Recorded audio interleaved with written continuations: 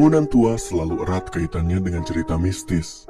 Mau itu kecil atau besar sekalipun, banyak cerita mendebarkan yang tersimpan di sana.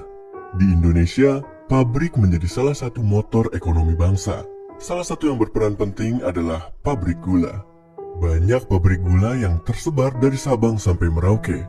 Dan dari sekian banyak itu, ada satu pabrik yang cukup terkenal pada masanya. Itu adalah pabrik gula Cot Girek yang berada di pedalaman Aceh Utara. Pabrik ini pernah menjadi pabrik gula terbesar di Indonesia, diresmikan langsung oleh Presiden Soeharto pada 19 September 1970. Pada waktu itu, Presiden Soeharto langsung datang ke Cot Girek, sebuah desa kecil yang dihuni mayoritas warga suku Jawa. Beliau tidak sendirian, beberapa jajaran diajak serta, salah satunya Menteri Ekonomi Sri Sultan Hamengkubuwono IX. Sayangnya, setelah diresmikan oleh Presiden bersama dengan ratusan pabrik gula terbesar di Indonesia, pabrik yang satu ini tidak berumur panjang. Pabrik gula Cot Girek hanya beroperasi selama 15 tahun. Kemudian, pabrik itu pun mati karena kesulitan biaya. Ya, bisa dimaklumi karena akses keluar masuk Cot Girek terbilang susah. Untuk menembus Lok Sukon, salah satu kota di Aceh Utara, harus menempuh 13 km. Belum lagi dengan kondisi jalan yang belum diaspal pada kala itu. Kini, Cot Girek yang dulu dikenal akan pabrik gulanya berubah menjadi pabrik kelapa sawit. Ya, kanan, kiri, depan, belakang rumah warga dikelilingi oleh sawit.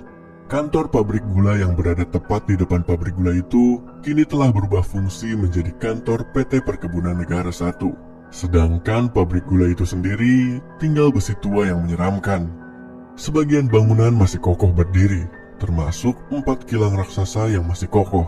Tapi bangunan lainnya sudah porak-poranda. Semasa era konflik Aceh, salah satu bangunan pabrik dipakai sebagai markas TNI. Sisanya kosong tak berpenghuni. Di balik itu semua, pabrik bersejarah ini juga punya segudang cerita misteri.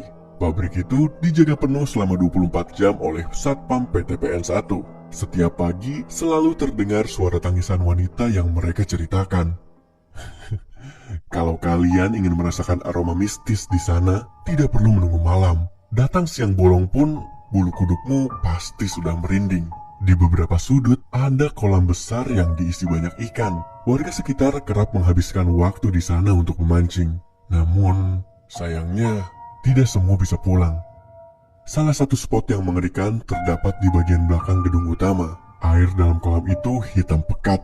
Sekali dua kali terlihat ikan yang melompat rendah. Ada sebuah cerita dari anggota tim malam-malam. Sewaktu kecil, dia sering menemani temannya untuk memancing di kolam itu. Setiap masuk ke area pabrik, mereka selalu diajarkan untuk meminta izin. Bukan kepada satpam, tetapi kepada penghuni lain di sana.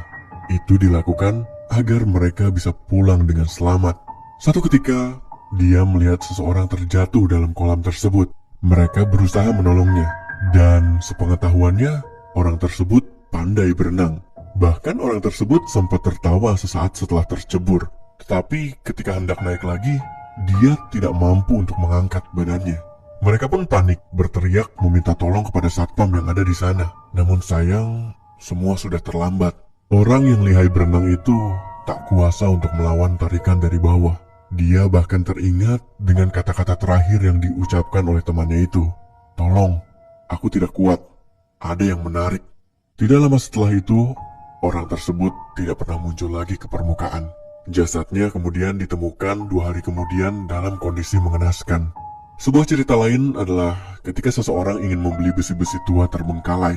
Pihak PTPN 1 menyambut baik niat orang itu. Lalu dengan singkat, mereka berkata, angkat saja besi-besi ini sekaligus dengan kuntil anak di dalamnya.